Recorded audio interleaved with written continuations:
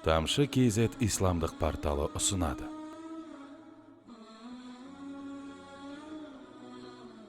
Бисмиллахир-рахманир-рахим. Алхамдулиллахи раббил аламин. Вассалату вассаламу аля ашрафил мурсалин. Сейдина Мухаммадин ва аля алихи ва асхабихи аджмаин. Thumma amma ba'd. Ассаламу алейкум ва рахматуллахи ва баракатух. Аллах тағала, иншалла, мына бүгінгі ілім мәжілісін хайырлы, берекелі мәжілістерден болуын Алла нәсіп етіп сауаптан жасын. Екі дүниеде пайдалы ілім алымызды баршамызға нәсіп етсін. Қажылық жақындап келе жатыр. Соған орай мына Любаб кітабынан қажылық тақырыбын бұрынғы сабақтар тоқтатып қойып, қажылық тақырыбын өтіп шықсақ, сосын кейін бұрынғы сабағымызды қайтып жалғастырамыз, Құдай қаласа. Китабул хадж, қажылық тақырыбы, қажылық кітабы.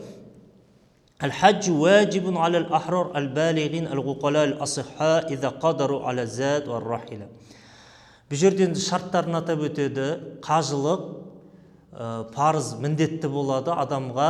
Қандай адамдарға десек, алал ахрар, яғни бірінші әлбетте мұсылман, ол бұл жерден де айтылып жатқан жоқ. Негізі әлбетте ол кәпірге, басқаға парыз емес. Ең бірінші мұсылман болғаннан кейін ол азат болу керек деп жатыр.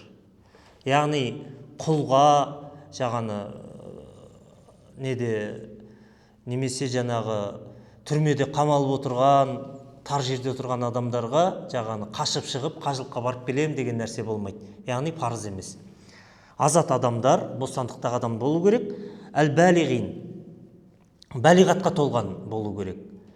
Яғни үлкен кісілер қажылыққа барған кезінде кішкентай бәлиғатқа толмаған балаларын ертіп баратын болса, олар кейін қажылыққа барып келгеннен кейін олар бәлиғатқа толғанда, бәлиғатқа толғаннан бастап парыз болады да, бұрынғы кішкентай кезінде өтеген қажылық мойнынан түспейді. Ол нәпіл қажылық болып есептелінеді. Әлі парыз болмай тұрып барса кішкентай бала, яғни парыз емес әлі. Сондықтан бәлиғатқа толу шарт. Міндетті түрде бәлиғатқа толғаннан кейін бару парыз болады. Және ақыл иелері деді. Ақыл иелері, яғни жынданып кеткен адам, ақылынан ауысқан адамдарға қажылық парыз емес. Сол секілді асиха, дені сау адам болу керек деді. Ауру адам, науқас адамға парыз емес. Жазылып, кейін науқасынан сауығып жатса, кейіннен барса болады жағдай болса. Енді және тағы бір шарты иза қадару ала зад ва рахила дейді. Яғни жағдайы болуы, ол неге? Барып келуге, жолға, тамағына, бүкіл жол шығындары бар, тамағы бар, соның барлығына жағдай болған адамға парыз болады. Сондықтан күнделікті айлықпен күн көріп жүрген адам, отбасына жеткізе алмай, істеп жүргенде, ол ондай мұсылманға парыз емес. Жағдайы болған мұсылманға парыз болады. Фадилан анил мәскәнихи ва ма ла будда минху. Және бұл азығына, жол күресіне, барлық жол шығындарына жететін ақша болу керек. Ол неден артылу керек дейді? Үйінен, тұратын үйінен тыс болу керек дейді. Яғни сіз әлі үйіңіз жоқ, үй салып жатқан болсаңыз, құрылыс материалдарына жететін ақша бар, ол қажылыққа да жетеді. Қажылыққа жетіп тұр, бірақ ол құрылыс материалдарына деп арналған ақша мысалы. Сіздің әлі баспанаңыз жоқ. Сондықтан айтады, баспанаңыздан тыс жағдай болған адам деп жатыр. Яғни баспанаңызға жетпей жатса, сізге әлі қажылық міндет емес. Түсінікті? Өйткені баспанамен әйел бала шағаны қамту, ол да парыз еркек адамға. Сондықтан мына парызды орындамай, мына парызға секіре алмаймыз. Яғни бірінші баспанаға жетпей жатқан болса, бірінші баспананы істеп алғаннан кейін барып артылған. Соны айтады, тұратын үйіңіз болса, содан тыс артылып жатырған ақша. Уәлә будда минху дейді, яғни тағы да уәмә лә будда минху. Яғни күнделікті тұрмыс жағдайға керекті ақшадан да артылған болу керек. Түсінікті? Әйел бала шағаңыздың аузынан тамағын бермей, киімін бермей, жырып алып қажылыққа барам деген болмайды. Уәған нафақати ғиялихи ила хина аудихи. Сол секілді сіз қажылыққа барып келгенге дейін сізді мойныңызда кім бар? Әйел бала шағаңыз бар ма мойныңызда? Сіздің мойныңызда ғой. Яғни әйел бала шағаңызды асырау, тамағы, киімі, үйдегі газ светті төлеу сіздің мойныңызда ма? Сіз қажылыққа барып келгенге дейін соған содан артылған ақша болу керек. Яғни сіз бір айға қажылыққа барып келетін болсаңыз, бір айға үйге әйел бала шағаңызға тамағына, киіміне, жағаны қажетті нәрселерін көтеретін, жететін, бір айға жететін ақша болу керек. Түсінікті? Сол секілді тағы шарты жол аман болу керек. Яғни соғыс болып, сіз өтетін жолда қазіргі күнде Құдайға шүкір ұшаққа мінеміз де үстінен барып қона саламыз. Бұрын атпен, түйемен сондай бірнеше мемлекетті кесіп өтетін еді. Сол кезінде жолдағы басып өтетін мемлекеттерде соғыс болып атып, жол амандығы болмаса, қажылық ол кезінде де парыз болмайтын еді ол адамдарға. Өйткені барып келу, жол несі бар? Қарақшылар болды, басқа болды, соғыс болды. Яғни жол амандығы дегеніміз барып келуі амандық, жол сондай жолда не болмауы. Сол секілді әйел адамның махрамы болу керек. Махрамы болатындай адамы болу керек. Әйел адамды жеке жіберіп болмайды. Өйткені ол не? Фитна туады. Ол бірнеше күндеп айлап жүреді, жағаны зинаға жол ашылуы мүмкін, жаман пиғылды адамдарға жаңағындай бір жаман жолға жол ашылуы мүмкін, зорлап кетуі мүмкін, киімін бірдемесін тартып кетуі мүмкін. Сондай не болмас үшін шариғатта не болған? Жалғыз басты әйелге тыйым салынған. Ол жақын махраммен ғана. Яғни үйленуге болмайтын, үйленуге харам болған ең жақын туыстар. Ол әкесі, бауыры, жаңағы әкесінің бауыры, туған бауыры деген сияқты, немесе баласы деген сияқты ең жақын махрамымен не істейді? Бару керек. Және де ол махрам не болу керек? Аля тәбид дейді. Өмір бойына үйлене алмайтын адам болу керек. Түсінікті? Кейіннен үйленуге болатын нелер бар ғой, мысалы.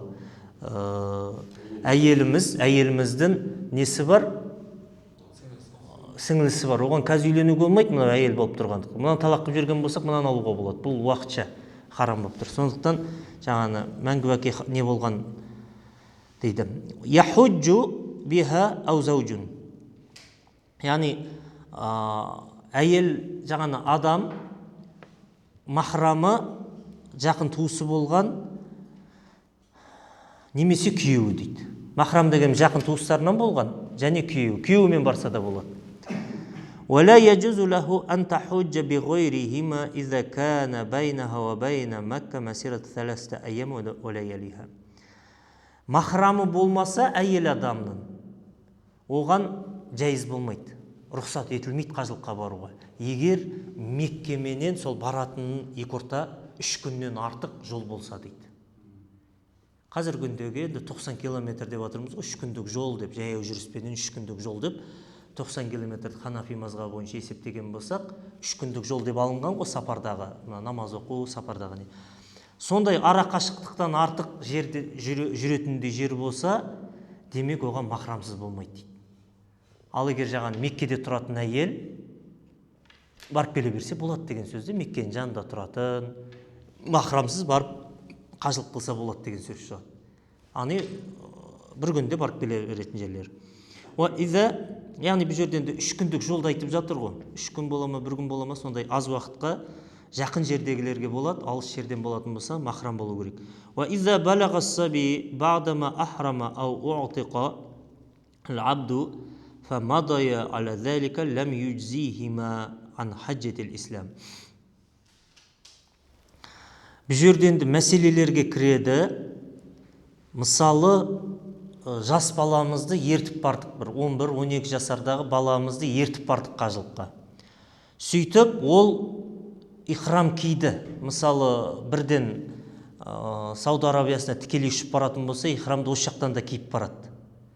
Түсінікті? Өйткені ана ортада миқатқа тоқтап жүрмейді ғой. Мысалы, осы жақтан ихрамды киді. Қажылыққа деп ниет қылып, жаңаны баламыз ертіп барады, баламыз ихрамды кигеннен кейін не болды? Балиғатқа толды. Өзі былай айтқанда қажылықтың басын бастап қойып еді, содан кейін барып парыз болып жатыр дейді. Оған дейін әлі парыз емес еді оған. Балиғатқа толмай тұрып, парыз емес еді, сөйтіп ол ата-анасымен барам деп тұрып ихрамға кіріп еді, содан кейін балиғатқа толды, содан кейін парыз болып жүктелді.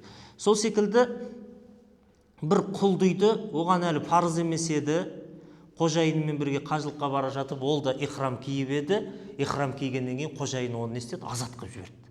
Азат қылғаннан кейін енді парыз болады да. Сол мәселеге кіреді, сәби бала, яғни балиғатқа толмаған бала және құл ихрам кигеннен кейін балиғатқа толып немесе азат қылынған болса, не істей береді? Қажылығын жалғастырып өтей береді дейді, сол бастап қойған қажылығын. Бірақ мойындарынан парыз түспейді дейді. Өйткені ол әліне ихрамды кимей тұрып, оған парыз болмай тұрды ғой. Парыз болмай тұрып бастап қойды да, сондықтан орта жолда парыз болса да не істейді дейді, толық істей береді, орындай береді. Бірақ мойыннан қажылық парызы түспейді дейді. Кейінгі жылы, тағы кейінгі жолы жағдай болса, парызды өтеу мойында болады.